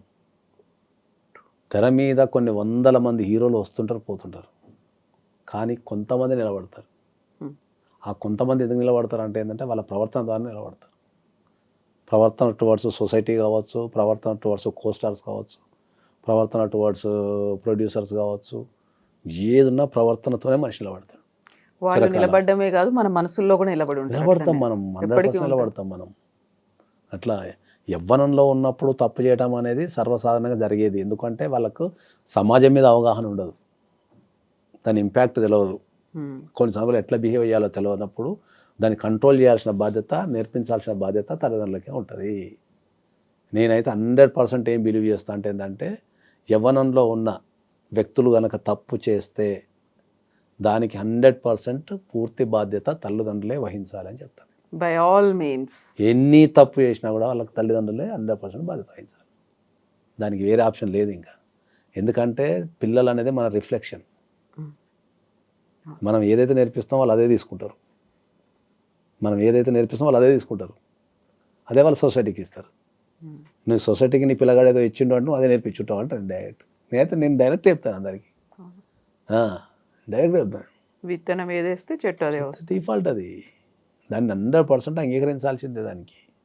అందుకనే ఎక్కడ పోయినా కూడా ఇంతకుముందు చెప్పినట్టు మనం ఏది తప్పు చేసినా కూడా, మనం ఏ స్థాయిలో తప్పు చేసినా కూడా ఫస్ట్ నీ తల్లిదండ్రులు నీకు ఇదే నేర్పించారా, లేకపోతే మీ ఇంట్లో ఇదే సిస్టమ్ ఉందా అని మాట్లాడతారు ఎవరైనా. ఎందుకంటే నువ్వు అక్కడి నుంచి వచ్చినావు కాబట్టి నీకు ఇది నేర్పించి సమాజానికి పంపించారు అనేది రిఫ్లెక్ట్ అవుతుంది. కాబట్టి ఎప్పుడు ఫస్ట్ ఎవరు తప్పు చేసినా కూడా తల్లిదండ్రులు మాట్లాడతారు. ఎందుకంటే వాళ్ళు నేర్పించితే నువ్వు చేస్తావనే ఉద్దేశం. బాధ్యతగా ఉండాలి కదా, నేర్పాలి అది. వాళ్ళకేదో కెరీర్ ఇచ్చాం, వాళ్ళకేదో ఆస్తి సంపాదించి ఇచ్చాం, ఇది కాదు. ఆస్తులు నేను అందుకే చెప్తున్నా. ఇప్పుడు ఆస్తున్నోడు ఆత్మహత్య చేసుకుంటున్నాడు, లేనోడు ఆత్మహత్య చేసుకుంటున్నాడు. ఇవి ఆస్తులు అనేది మనిషి జీవితంలో, నేను ఇంతకుముందు చాలా ఇంటర్వ్యూలో చెప్పిన, నా దగ్గర రూపాయి లేనప్పుడు, ఇవాళ కోట్లు ఉన్నప్పుడు నా జీవితంలో ఏ మార్పు లేదు. నా రోడ్డు మారలేదు, నేను తిరిగే ఫ్రెండ్స్ మారలేదు, నేను తిరిగే సమాజం మారలేదు. మారిందల్లా రెండే మారినాయి నా జీవితంలో. కట్టుకునే బట్ట ఒకటి మారింది, తిరిగే కారు ఒకటి మారింది తప్ప. ఇప్పుడు నాకు 100 కోట్లు వచ్చిందని మా అమ్మ నాకు అమ్మ కాకుండా పోతుంది ఏంది? ఫ్రెండ్స్ కాకుండా పోతారా? ఇప్పుడు 100 కోట్లు వచ్చింది అని చెప్పేసి నేను ఏదో ఒక్కరిని ఆఫీస్ పెట్టుకొని కూర్చోలేను కదా, గాల్లో తిరగలేరు కదా, తిరగలేం కదా. పైసలు అనేటివి మనిషికి సౌకర్యాన్ని మాత్రమే ఇస్తాయి, ఆనందాన్ని ఇవ్వవు అనేది నాకు అర్థమైంది. పైసలు సంపాదిస్తే అన్నీ వస్తాయి అనుకున్నా. నేను కూడా పైసలు సంపాదిస్తే అన్నీ వస్తాయి అనుకున్నా. సచ్చినంత పైసలు సంపాదించిన తర్వాత అర్థమైందంటే ఏది తీసుకురాదు, మళ్ళీ మనిషికి మనిషి సాయం అని చెప్పేసి నేనే మారిపోయి జనాల్ని కాపాడుకునే క్రమాలు తిరుగుతున్నాయి. 100 కోట్లున్నా నాకు ఆ మజారా ఆటంలే. ఒక వ్యక్తితో మాట్లాడి వాని బాధ తింటానో, లేకపోతే వానికి సాయం చేస్తానో, వానితో ముచ్చట పెడుతున్నావు, వానితో కలిసి తింటున్నావు, తిరుగుతున్నావు, మజా వస్తుంది నాకు. మరి నా బ్యాంకులో ఉన్న పైసలు నాకు మజా ఇవ్వనప్పుడు, నాకు ఒక వ్యక్తితోనే మజా వస్తున్నప్పుడు నాకు ఏది ముఖ్యం? వాడు ఇది చెప్తాడు, ఇంత ఒక 10 పేల లేఖ రాసిండు అక్కడ, డబ్బుతో అన్ని సార్ అని. సౌకర్యం ఏంటంటే ఆనందం 2 ఒకటే అంటాడు ఒకడు. సౌకర్యం అంటే ఏంది? ఇక్కడి నుంచి రంగాలు పోవాలి. ఎట్లా పోతాం అనే సౌకర్యం. బస్ ఎక్కిపోవచ్చు, బాగా పైసలు ఉంటే లిఫ్ట్ కార్టర్లు కూడా పోయి రావచ్చు. బాగా పైసలు అనుకో లిఫ్ట్ కార్టర్ కొనుక్కొని పోయి రావచ్చు. మళ్ళీ లేకపోతే మంచి లగ్జరీ కార్ కొనుక్కొని పోవచ్చు. ఇది సౌకర్యం. ఆనందం అంటే ఏంటంటే ఆ పోయే జర్నీని నువ్వు ఎంత ఎంజాయ్ చేస్తావు. ఇప్పుడు నీ పక్కన మనసులో కారు ఉంటుంది, డ్రైవర్ ఉంటాడు, నువ్వు వెనక ఒక్కనే కూర్చుంటావు, పోతావు. సౌకర్యం అంతే అది. నువ్వు బస్సులో కూర్చొని నీకు ఇద్దరు ముచ్చట పెట్టేటోళ్ళు ఉన్నారు అనుకో, మంచి వాళ్ళతో ముచ్చట పెట్టుకుంటూ పోతే నువ్వు బస్సులో పోయినావా, కార్లో పోయినా, లిఫ్ట్ కార్ట్లో పోయినావా, అంత ఆనందం ఏదాలకు. ఆ వ్యక్తులతోని కూర్చొని మాట్లాడే విధానం ఆనందం ఇస్తాను నీకు. అది అంతా అయిపోయినాకైనా తత్వం బోధపడుతుందా? మారారు ఇంకా అప్పుడు కూడా? చెప్పేటోళ్ళు లేరు కదా, అదే చెప్తున్నా కదా, చెప్పేవాళ్ళు లేరు. నాలాగా ఎవడన్నా చెప్పేటోడు ఉంటే మనల్ని ఇంకా విమర్శిస్తున్నారు, డిమోటివేషన్ చేస్తున్నారు. అరే సమాజంలో బాగుపడండి రయ్యా, మంచిగా ఉండండి రయ్యా, ఉన్నది ఒకటే జీవితం, మళ్ళీ పుట్టపై పుట్టాము, అందరం మంచిగా ఉండాలా, ఒకరికొకరు సాయం చేసుకోవాలా, మోసాలు చేయొద్దు, మంచిగా ఉందాము, ఒకరికొకరు హెల్ప్ చేసుకుందాము, మంచిగా బతికేద్దాము, మళ్ళీ పుట్టపై పుట్టాం కదా, ఉన్నప్పుడే మంచి జ్ఞాపకాలు పోగు చేసుకొని ఓ ధైర్యాన్ని తెచ్చుకొని అందరం కలిసి తిని చచ్చిపోదాం రా అయ్యా అని చెప్తే ఎవడు ఏది పడితే ఆడాడుతాడు. ఇప్పుడు మీరు అన్నట్టుగా జిందగీ నా మిలేగి దోబారా అంటే దాన్ని ఇంకొక యాంగిల్లో కూడా ఆలోచించి ఎక్స్ట్రీమ్ చేసేవాళ్ళు కూడా కనిపిస్తున్నారు. ఎలా అయితే డౌన్ అయిపోతున్నామో 2 sides చూసుకుంటే, ఇదే ఒక్క జీవితం అనుకుని మోటివేట్ అయ్యి ముందుకెళ్లే వాళ్ళు ఉన్నారు, ఇదే ఒక్క జీవితం ఉంది మళ్ళీ నెక్స్ట్ ఎలా ఉంటుందో తెలియదు అనుకుని దాన్ని ఇంకా ఎక్స్ట్రీమ్ స్టేజ్కి తీసుకెళ్లే వాళ్ళు కూడా ఉన్నారు. ఇది ఏం ఎక్స్ట్రీమ్ తీసుకెళ్ళి ఏం చేస్తాను? మా అంటే మందు తాగుతావు, సింప్లిఫై చేస్తే. ఎంజాయ్ చేయటం అంటే అందరూ ఏమనుకుంటున్నారు, ఎంజాయ్ చేయటం అంటే మందు తాగటము, ఎంజాయ్ చేయటం అంటే డ్రగ్స్ తీసుకోవటము, లేకపోతే ఎంజాయ్ చేయటం అంటే రకరకాల వ్యక్తులతో ఇల్లీగల్ కాంటాక్ట్స్ పెట్టుకోవడం, ఇవన్నీ ఎంజాయ్మెంట్ అనుకుంటున్నారు వీళ్ళు. అట్లా చాలా ఉన్నాయి ఎంజాయ్ గురించి చెప్పాలంటే. మనం ఎంజాయ్ చేయటం అంటే అది కాదు అనే విషయాన్ని మనం చెప్తే ఎవడు పట్టించుకుంటున్నాడు? ఎవరికి చెప్తాం మనం? ఏమి చెప్తే పరిస్థితులు కూడా లేదు. తల్లిదండ్రులు కూడా అట్నే తయారైన, తల్లిదండ్రులు కూడా అట్నే తయారైన నిజంగా. ఎందుకంటే నేను నిన్న ఆఫీస్లో కూర్చొని పనిచేస్తుంటే ఇదే మన చంద్రహాస్తి రీల్ వచ్చింది. ఆ పక్కన కూర్చొని ఒక వ్యక్తి రీల్ చూసుకుంటూ కూర్చున్నాడు, నేను పని చేసుకుంటూ కూర్చున్నా. నిన్న రాత్రి 9 o'clock వాడు మాట్లాడింది నేను భలే మాట్లాడినాడు. ఎంకరేజ్మెంట్ భలే మాట్లాడినంటే అసలు నాకు ఒక బ్రెయిన్ ఆగిపోయిన తర్వాత ఆ వ్యక్తికి ఎవరైతే ఆ వ్యక్తికి ఉన్న పిల్లలు ఏం చేస్తున్నారో ఆలోచిస్తే ఆయన బిహేవియరు వాళ్ళ పిల్లల బిహేవియర్ సేమ్ ఉంది. భయమైంది ఒక నిమిషం. ఓహో, నువ్వు సమాజానికి ఇది చెప్తున్నావా అని చెప్పేసి. నెగిటివిటీ ఇంట్లో నుంచే పెంచి పోషిస్తారు అందరు. ఎట్లా ఇంట్లో చంపుకోవడం అనే కాన్సెప్ట్ నాకు ఇప్పటికీ అది అర్థం కావడం లేదు. నాకు కడుపులో పుట్టిన వాళ్ళని చంపుకోవడం ఏందనే కాన్సెప్ట్ అర్థం కావడం లేదు నాకు. రక్త సంబంధాన్ని చంపుకోవడం ఏంది? పగ కోసమో లేకపోతే ఎదగటం కోసమో ఏదో తెలవని చంపినాం అంటే ఓకే, అది యుద్ధకాలం నుంచి ఉంది కాబట్టి ఇట్స్ ఓకే. అధికారం కోసం వేరేటోని చంపినాం అంటే ఓకే. కానీ ఇంట్లో చిన్నప్పటి నుంచి పెరుగుతాము, వాళ్ళతో కలిసి తిరుగుతాము, అన్ని పంచుకుంటాము. నిన్న ఎవడో మాడోకెన్ని చంపినాడు. ఒక వ్యక్తిని, మనకు కడుపులో మనతో పాటు పుట్టిన ఒక వ్యక్తిని మనం కాపాడుకోవాల్సింది పోయి చంపే కార్యక్రమం ఏంది అసలు? ఇది సమాజం ఎటుపోతుంది? ఇది ఎవరు చెప్పి సావాలా? ఎవరు చెప్పి సావాలా?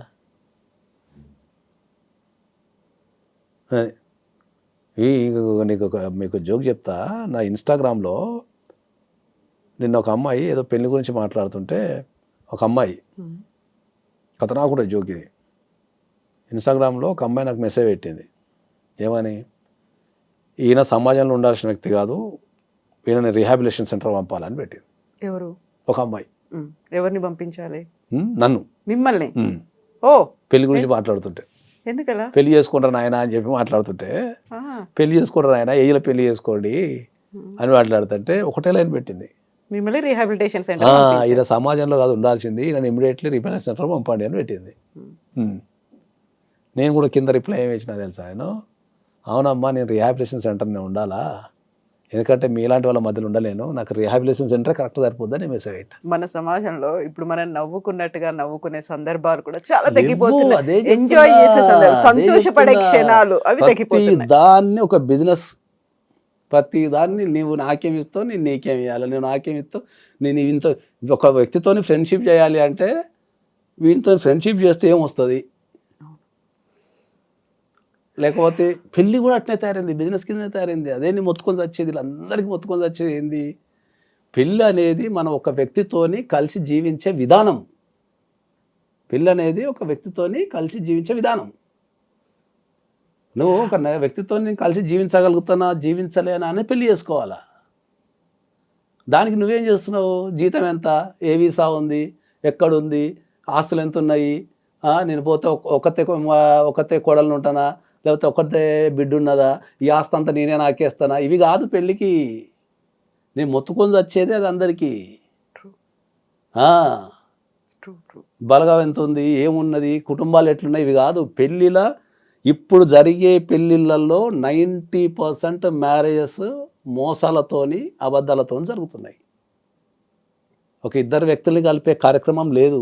పెళ్ళి అనేది కూడా ఒక బిజినెస్ అయిపోయింది. వాళ్ళు పేపర్ల మీద వేసుకుంటున్నారు, వేసుకొని పట్టుక వేసుకుంటున్నారు. ఏమో అమ్మాయి జీతం ఉందా, అబ్బాయి జీతం ఉందా, ఈడు ఉందా, ఈడు ఇట్లా వేసుకొని వాళ్ళిద్దరికి సెట్ అవుతారు, పంపిస్తున్నారు, ఒక ఇంటికి దిగి పంపిస్తున్నారు. వీళ్ళు అడిగి పోయిందో చూడలేకపోతున్నారు. వీళ్ళ క్యాల్కులేషన్స్ వేరు, పెళ్లి క్యాల్కులేషన్స్ వేరు. దేనికి ఉండాల్సిన అవుతుంది దానికి ఉంటే సక్సెస్ అవుతుంది. నేను కొన్ని లక్షల కేసులు చూస్తున్నా. 1 వీక్కి పెళ్లి చేసుకుంటారు, 1 మంత్కు పరిచయం లేకుండా ఉట్టేన సార్ పెళ్లి చేసేటప్పుడు ఏంటంటే ఈ ముహూర్తం లేదనో, లేకపోతే వాడెవడో చచ్చిపోయాడు ఈ లోపల చేయాలనో, లేకపోతే ఇప్పుడు అమెరికా వెళ్ళిపోతాను ఇమీడియట్లీ ఇవ్వాలనో తప్ప ఇద్దరు వ్యక్తులు కలిసి జీవించగలిగే వీళ్ళకి ఆ ఎబిలిటీ ఒక ఇంటి కింద పెడుతుందా లేదనే లేదు. ఓపెన్గా మాట్లాడుకొని చేసుకునే గుణమే లేదు. ఇప్పుడు నేను ఎందుకు ఇంతగానో మొత్తుకుంటున్నానంటే నేను రోజు కొన్ని వందల కేసులు ప్రపంచవ్యాప్తంగా చూస్తున్నా కాబట్టి ఈ సమాజంలో ఇది జరుగుతుందని మొత్తుకుంటున్నా. అందరికి ఎవరికాలు ఏమనుకుంటారు, సమాజం మాత్రం ప్రశాంతంగా ఉంది, నాగేశ్వరరావు పోయారు ఒక్కడు ఈ సమాజాన్ని జడగొడుతున్నాడు పనికిరాని విషయాలు చెప్పి, సమాజం మా ఇంట్లో మేము అందరం మంచిగా ఫ్యామిలీ సాంగ్ వాడుకుంటున్నాము, మీకు వచ్చిన బాధ ఏంటి? నేను కొత్త చెప్పాలని సమాజానికి సూత్రం అని చెప్తున్నావు. తాకిడి నాకు తాకుతుంది. ప్రపంచవ్యాప్తంగా కొన్ని వందల మంది యువతి యువకులు ఎంత బాధపడుతున్నారు రిలేషన్షిప్స్ వల్ల కానీ, పెళ్లి వల్ల కానీ, ఎన్ని కుటుంబాలు బాధపడుతున్నాయి, ఎన్ని జీవితాలు ఎక్కడ స్ట్రక్ అయిపోతున్నాయి అనేది నేను ప్రత్యక్షంగా చూస్తున్నా. కాబట్టి ఇవన్నీ చేయకుండా అయ్యా, మీరు ఉన్న ఒక జీవితాన్ని ఖరాబ్ చేసుకోకుండా అయ్యా, మంచి ఏజ్లో ఉండండి, మంచిగా ఉండండి అని చెప్తున్నా. అదేమైపోతుంది, అదంతా తిరిగి నా మీద దాడి చేస్తున్నారు. అది ఈ ఒకడైతే మీకు ఇంకా కథనాకు జోగి చెప్పాలా. ఒకసారి ఏదో చెప్పినా నేను పెళ్లి గురించి చెప్తూ ఇంటర్వ్యూలో ఒక అమ్మాయి అడిగింది నన్ను, ఏం లేనోడికి నీకు బిడ్డ ఉంటే ఇస్తారా అని అడిగింది నన్ను. కొడుకులు ఉన్నారు కాబట్టి ఇట్లా మాట్లాడుతున్నా అట్లా కూడా అడిగిళ్ళు. తర్వాత మరి ఏం లేనోడికి నీకు నిజంగా బిడ్డ ఉంటే ఇస్తాను కూడా అడిగిళ్ళు. నేనన్నా పెళ్లి చేసేటప్పుడు నేను వాడితో కలిసి జీవించగలుగుతామా లేదా మాత్రమే చూడాలా. వాళ్ళకి ఆస్తులు ఉన్నాయా, ఆస్తులు లేవా, వాడు ఏ ప్రొఫెషనల్ చూడొద్దు అని చెప్పిన. పెళ్ళి అయ్యటానికి ఒక అందగాడు ఉంటాడు, ఒక అందమైన భార్య ఉంటుంది. ఏదైనా కారణం వల్ల యాక్సిడెంట్ వాళ్ళ ముఖం ఖరాబో చేయో కాలో వదిలిపెట్టేస్తామా? పెళ్ళి అయ్యటానికి వాడు పేదోడు ఉంటాడు, లేకపోతే పేద అమ్మాయి ఉంటుంది, ఏదో వాళ్ళు కష్టపడి కోర్టు సంపాదించుకుని వదిలిపెట్టేస్తామా? ఇప్పుడు అవే అవుతున్నాయి కదా, వదిలిపెట్టేస్తా. అదే చెప్తున్నా, పెళ్ళికి పారామీటర్స్ ఇవన్నీ కాదు. పెళ్ళి అయ్యటానికి వాడు సాఫ్ట్వేర్ ఇంజనీర్ ఉంటే 5 లక్షలు సంపాదించేవాడు ఉంటాడు, అదృష్టం బాగుండి జాబ్ బంద్ చేసి వ్యవసాయం చేసుకుంటా అంటాడు, 3 వస్తుంది, వదిలిపెట్టేస్తామా? జీవిత విధానం వేరు. That's what I'm telling. ఒకటి మనం అనుకున్నది ఇంకో 10 yearsకి ఉండదు. చాలా తక్కువ మందే సేమ్. ఇప్పుడు గవర్నమెంట్ ఎంప్లాయ్ అనుకోడు, ఎప్పుడు గవర్నమెంట్ ఎంప్లాయ్ కిందనే ఉంటాడు. కొన్ని ప్రొఫెషన్స్ ఉంటాయి. 70% of the people the keep change. Private job చేస్తాడు, 5 సంవత్సరాల తర్వాత బోర్ కొడుతుంది దానికి, చల్ నీ అమ్మ నేను జాబ్ ఏం చేస్తా, బిజినెస్ పెట్టుకుంటా అంటాడు. ఓ లేదు నేను పెళ్లి టైంకి నీ జాబ్ చూస్ చేసుకున్నా, నేను వదిలిపెట్టేస్తున్నారు కదా. లైఫ్ అనేది ఎవ్రీ 5 yearsకి మారుతుంటుంది. ఎవరి జీవితమైనా మారుతుంది. నేను బాండ్ పేపర్ రాసి సంతకం పెట్టిస్తా, ఎవ్రీ 5 yearsకి చేంజ్ వస్తుంది. 25 yearsలో స్టార్ట్ అవుతుంది. 25 years వరకు ఒక స్థాయిలో చదువులు అవి ఇవి ఏం ప్రొఫెషన్ ఎంచుకోవాలా ఇదంతా ఒక 20-25 వరకు జరుగుతుంది కుటుంబాన్ని బట్టి. అక్కడ నుంచి నీ సొంత డిసిషన్స్ నుంచి మారుతుంటుంది. ఇప్పుడు నేను నా లైఫ్ తీసుకున్నాను అనుకో, నేను సాఫ్ట్వేర్ ఎంప్లాయ్ కింద స్టార్ట్ చేసుకున్నా, తర్వాత బిజినెస్ చేసిన, తర్వాత అడ్వకేట్ అయినా, ఇప్పుడు సినిమాలు తీస్తున్నా, రేపు ఇంకేం చేస్తున్నా నాకే తెలియదు, ఇప్పుడు అన్ని కలిపి చేస్తున్నా. మరి నాది కూడా మారిపోయింది కదా, ఎవ్రీ 5 yearsకి మారిపోతూనే ఉంది. నా లైఫ్లో ఎంతమంది వాళ్ళందరూ పట్టం వేస్తే ఎవ్రీ 5 yearsకి ఒకటి చేస్తున్నారు వాళ్ళు. ఎవడో వస్తాడు, మనం బిజినెస్ చేస్తాము, లేదన్నా సినిమాలు తీస్తే ఖతర్నాక్ ఉందా అంటాడు, అరే బాగుందిగా అంట, కానీ ఉన్నలేని తీసుకుని అడగడతాం. అవి వస్తాయి పోతాయి. కలిసి ఉండటం, పెళ్లి చేసుకోమంటే తిడుతున్నారు నన్ను, ఎందుకని ఏమో చేద్దాం, పెళ్లి చేసుకొని రా అంటే తిడుతున్నారు. అరే మనిషి జీవితానికి పెళ్ళి అనే వ్యవస్థ లేకపోతే ప్రపంచం ఇంత డెవలప్ అవుతుంది? డెవలప్ అవుతుంది చెప్పండి. ఇప్పుడు రేపు మీరు అందరు పెళ్లి చేసుకోవడం మానేస్తే ఇంకెందుకు జీవితం? అన్నీ ఆగిపోతాయి, బిజినెస్లు ఆగిపోతాయి, వ్యవస్థ ఆగిపోతుంది, రవాణా ఆగిపోతుంది, సంపాదించడం ఆగిపోతుంది, పంచాయతీలు ఆగిపోతాయి, ఈ మటలు చేసుకోవడం ఆగిపోతుంది, మొత్తం సైకిల్ ఆగిపోతుంది. డెవలప్ అయిన కంట్రీలో అయినా పెళ్లి సమస్యనే, అన్డెవలప్డ్ కంట్రీలో కూడా పెళ్లి సమస్య. ఎక్కడో ఆఫ్రికాలో తెగలలో కూడా పెళ్లి సిస్టమ్ ఉంది. నువ్వు అత్యంత ప్రపంచాన్ని నువ్వు చూపించే అమెరికాలో కూడా పెళ్లి వ్యవస్థ ఉంది. పెళ్ళి అనేది ఒక ఇద్దరి ఆడ మగ కలిసి జీవించే విధానాన్ని నేర్పండి అని చెప్తున్నా నేను. వాళ్ళిద్దరు కలిసి ఎట్లా జీవించాలా, వాళ్ళిద్దరు కలిసి ఎంత హాయిగా బతకాలా, ఒక చెట్టు కింద ఉన్న ఒక తోడు పక్క నుండి ఆ చేయి పట్టుకొని నడిచి ప్రపంచాన్ని చూసి చచ్చిపోవాలా అని చెప్తున్నా. పెళ్లి చేసుకొని ఒకరిని కంటే జీవితం తెలుస్తారా అని చెప్తే నీకేందని ఎవడో ఎంత సొల్లంతా నా ఇన్స్టాగ్రామ్ మీద ఎత్తున్నాను. నాకు ఇప్పుడు నువ్వు పుట్టినావు, నువ్వు పెరిగినావు, నిన్ను నీ తల్లిదండ్రులు పెంచిళ్ళు, నీకు జీవితం విలువ తెలవాలంటే నువ్వు పెళ్లి చేసుకున్నావు కాను, ఒక బిడ్డను కానీ వాడిని సాధు, వాళ్ళకు చదువులు నేర్పి సాధు మంచితనం నేర్పి వాళ్ళని ఒక మంచి వ్యక్తి తయారు చేస్తే అప్పుడు నీ జీవితం విలువ తెలుస్తుంది, నీ కళ్ళ మూట ఒక ప్రాణి పెరుగుతుంది. వాళ్ళని ఎట్లా పెంచాలా, ఏం చేయాలా, వాళ్ళతో ఆలోచనలు పంచుకుంటే నీకు ఇంటరాక్షన్ అవుతుంటుంది అని జరుగుతుంటాయి. 35 సంవత్సరాలకు నువ్వు పెళ్లి చేసుకొని నీ యవ్వనమంతా అయిపోయిన తర్వాత ఆ ముసలితనంలో ఏం చేయలేక పెళ్లి చేసుకుంటారు ఫస్ట్ 35 సంవత్సరాలకి. చేసుకుంటే ఏం చేస్తావు వాడికి 30 సంవత్సరాలకి ఏం చేస్తావు ఇప్పుడు స్ట్రెస్కి ఉన్నదానికి. నువ్వు పెద్ద కుటుంబాలలో చూడండి, వాళ్ళు ఎర్లీ ఏజ్లో పెళ్లి చేసుకుంటారు. ఇప్పటికీ నేను రాసిస్తాను, పెద్ద కుటుంబాలలో ధనవంతుల కుటుంబాలలో ఎర్లీ ఏజ్లో పెళ్లి చేసుకుంటున్నారు. మీరు ఎన్ని కుటుంబాలు భారతదేశంలో చూడండి 25 yearsకి పెళ్లి చేసుకుంటారు ఎర్లీగా. అది తెలియదా? ప్రపంచం అంతా ఒక రకమైన మైకంలో పడిపోయింది. ఏంటి అంటే పైసలు ఉంటేనే జీవితం, పైసలు లేకపోతే ఎవరు డేకడు, పైసలు లేకపోతే ఎవరు కేర్ చేయరు. పైసలు ఉంటేనే జీవితం, కారు ఉంటేనే జీవితం, బంగారం ఉంటేనే జీవితం, మీరు అన్నట్టు మంచి పాష్ బంగ్లా ఉంటేనే జీవితం. ఈ అన్నిటి దాంట్లో మనిషి పడి కొట్టుకపోయి అసలు మనిషి యొక్క అర్థం పరమార్థం అంతా మారిపోతుంది. కొన్ని లక్షల సార్లు చెప్పిన ప్రతి ఇంట్లో చెప్తున్నా ఏంటంటే మీకు ఏ రకమైన సమస్య